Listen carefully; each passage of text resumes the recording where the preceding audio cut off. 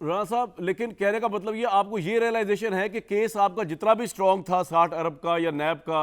आपका तरीका गलत था, जिसको कोर्ट ने आज आज कहा है कि वो तरीका आपको आपको अदालत के अहाते से गिरफ्तार नहीं करना चाहिए था, और आप शायद अगर ना करते तो ये मामला ना होता। ये रियलाइजेशन आपको हुई है कि आपका तरीका गलत था, वारंट सही भी हो, केस जेन्युइन भी हो, 60 अरब का हिसाब देना भी चाहिए इमरान खान को। मैं तो कल से ही कह रहा हूं कि फसाद वगैरह अपनी जगह पे, ये जो प्रोटेस्ट करने वाले इनको भी इमरान खान से सवाल पूछना चाहिए कि भाई ये 60 अरब आपने किसी बिजनेस टाइकून को दिया,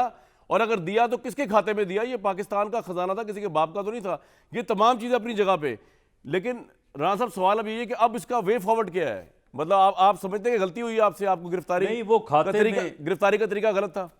नहीं, वो जो सुन, वो जो खाते में आप कहते हैं ना, वो खाते में तो जो है ना, वो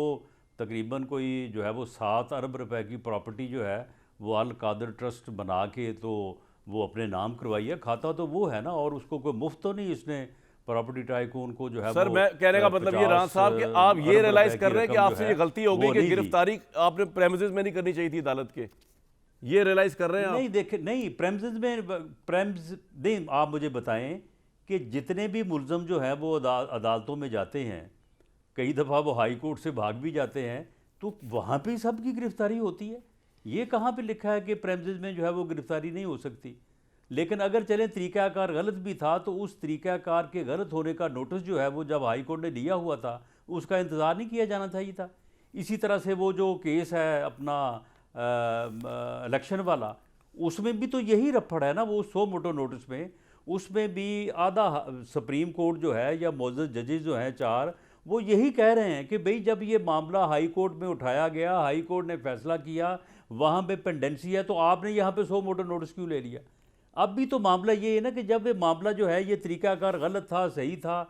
किस हद तक गलत था, कौन ज़िम्मेदार है, किसके खिलाफ एक्शन होना चाहिए, वो तो हाई कोर्ट में जो है वो ज़ेर अल्तवा है। उसको उसका नोटिस जहाँ अब सुप्रीम कोर्ट में क्योंकि लेने का इमरान क्या खान जवाब रिहा हो बनता है? चुके हैं, तो मुझे समझाइए कि जो आपने इनके लीडर्स को पकड़ा हुआ है, शाह महमूद, असद उमर, फवाद चौधरी, अली मोहम्मद खान, ये वो, तो ये भी रिहा कर दें आप, बजाय इसके कोर्ट आपको ऑर्डर करे, वो ज़्यादा सियासी हजीमत है आपके लिए जिस तरह आज हुई है, तो रिहा कर दें इनको भी, इनको बेचारों को रख के क्या करना है? नहीं, हमें हमें इस बारे में कोई अज़ीमत नहीं हुई, बल्कि हमें इस बारे में बड़ी जो है वो क्लैरिटी मिली है,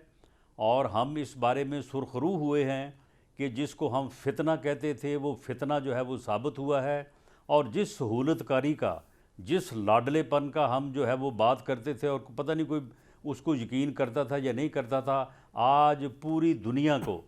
जिस तरह से चांद चढ़ता है ना तो पूरी दुनिया को नज़र आता है, पूरी दुनिया को नज़र आ गया है। तो मेरा ख्याल है कि और सहूलतकारी अगर हो जाए दूसरे लेवल तक भी, तो उसमें कोई मुज़ायका नहीं है। हम उन्हें बिल्कुल गिरफ़्तार रखेंगे, इसे भी दोबारा गिरफ़्तार करेंगे, ये भी मैं आपको बता दूं। इसे हम दोबारा गिरफ़्तार करेंगे। ये कल अगर हाई कोर्ट से ज़मानत ले भी लेगा, हम इसकी ज़मानत कैंसलेशन का इंतज़ार करेंगे, इसे दोबारा गिरफ़्तार करेंगे, दोबारा इसका नोटिस लिया जाए, इसको दोबारा रिहा कराया जाए, इसके साथ दोबारा सहूलतकारी की जाए। ये ठीक है, ये चीज़ें जो हैं ये लोगों के सामने आनी चाहिए और ये चीज़ें एक्सपोज होनी चाहिए। इनका एक पॉलिटिकल इम्पैक्ट होगा।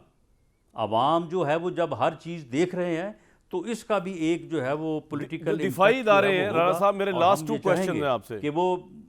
राणा साहब, दिफाई इदारे जो हैं, कल जिस तरह उनको अटैक किया गया 2 दिन उनके ऊपर, और जिस तरह का बड़ा सख्त रद्दअमल ISPR की तरफ से आया, जिसमें उन्होंने कल का दिन जो है वो उसको यौम स्याह बताया, और बताया कि जो दुश्मन 75 साल में नहीं कर सका, वो इक़्तिदार की हवस मुब्तला एक सियासी लिबादा ने ये कर दिया। आपके ख्याल में आज के फैसले का उन पे, उनके मोराल पे क्या फ़र्क पड़ेगा?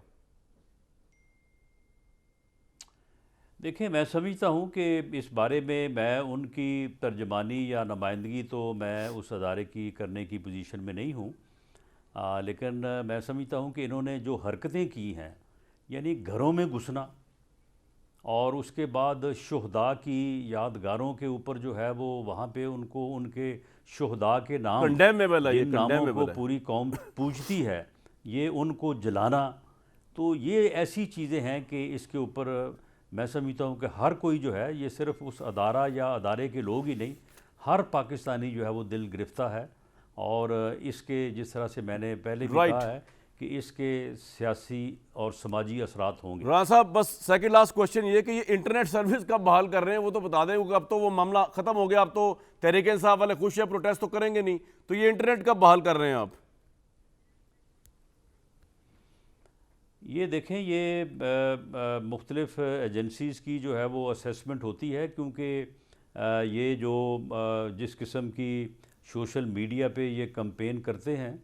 और वो जो कैंपेन हो तो रही राणा थी साहब, वो तो उसके जारी पेश रहेगी नज़र फिर जो क्या है इंटरनेट सारी जिंदगी ये बंद रहेगा? एडवाइस राणा किया साहब, गया था। नहीं, सारी ज़िंदगी तो बंद नहीं रहेगा, लेकिन क्योंकि ये अभी हमें ये मालूम था कि ये जो इन्होंने शरपसंदी जो है वो शुरू की हुई है वो कोई 1-2 दिन जारी रहेगी, तो उसके लिए जो है वो अभी जो सर है मेरा वो इस आपसे बारे आखिरी में सवाल बात नहीं राणा हुई। साहब,